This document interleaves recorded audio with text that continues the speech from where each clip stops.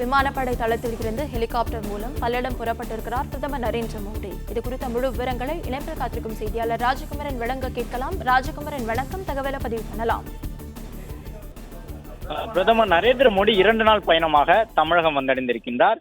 இன்னும் சற்று நேரத்தில் மாதாப்பூர் என்று சொல்லப்படக்கூடிய அந்த பகுதியில் நடைபெறும் பொதுக்கூட்டத்தில் பங்கேற்க இருக்க பிரதமர் தற்போது சூலூரிலிருந்து பல்லடத்திற்கு ஹெலிகாப்டர் மூலமாக புறப்பட்டிருக்கின்றார். முன்னதாக திருவனந்தபுரத்திலிருந்து தனி விமானம் மூலமாக பிரதமர் சூலூர் விமானப்படை தளத்தை வந்தடைந்தார். அதன் பிறகு அங்கு முக்கிய பாஜக நிர்வாகிகள் அவருக்கு வரவேற்பு வழங்கியதை தொடர்ந்து தற்பொழுது அவர்களுடைய ஹெலிகாப்டர் புறப்பட்டிருக்கின்றது. பல்லடம் சென்றடைந்த பிறகு அங்கிருந்து சாலை மார்க்கமாக 3 கிலோமீட்டர் தூரத்தில் இருக்கும் மாதாப்பூர் பகுதியில் பொதுக்கூட்ட மேடைக்கு பிரதமர் செல்ல இருக்கின்றார்.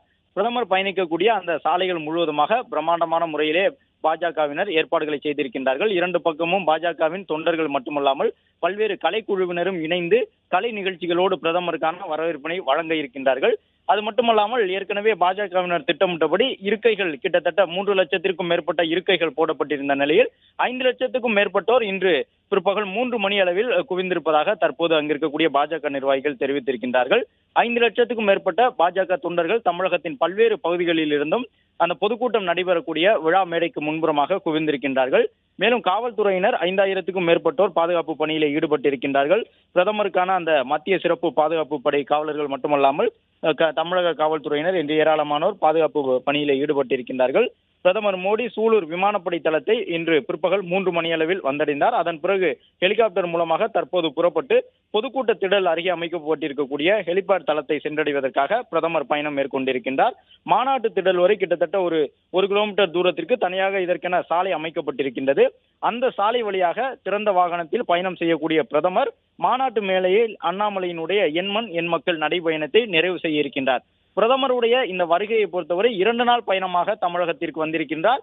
தமிழகத்தில் தேசிய ஜனநாயக கூட்டணிக்கான அதிகாரப்பூர்வமாக தேர்தல் பரப்புரையை தொடங்கி வைக்கக்கூடிய வகையில் பிரதமருடைய இந்த பயணம் அமைந்திருக்கின்றது. அதற்காகத்தான் தற்பொழுது பல்லடத்தை நோக்கி பிரதமருடைய அந்த 3 ஹெலிகாப்டர்கள் ஒன்றன் பின் ஒன்றாக புறப்பட்டு செல்கின்றன. பாதுகாப்பு பணியிலே பிரதமருக்கான அந்த சிறப்பு பாதுகாப்பு படை வீரர்கள் மட்டுமல்லாமல் பல்வேறு காவல்துறையினரும் அங்கு 5000க்கும் மேற்பட்டோர் பாதுகாப்பு பணிகளை மேற்கொண்டிருக்கின்றார்கள்.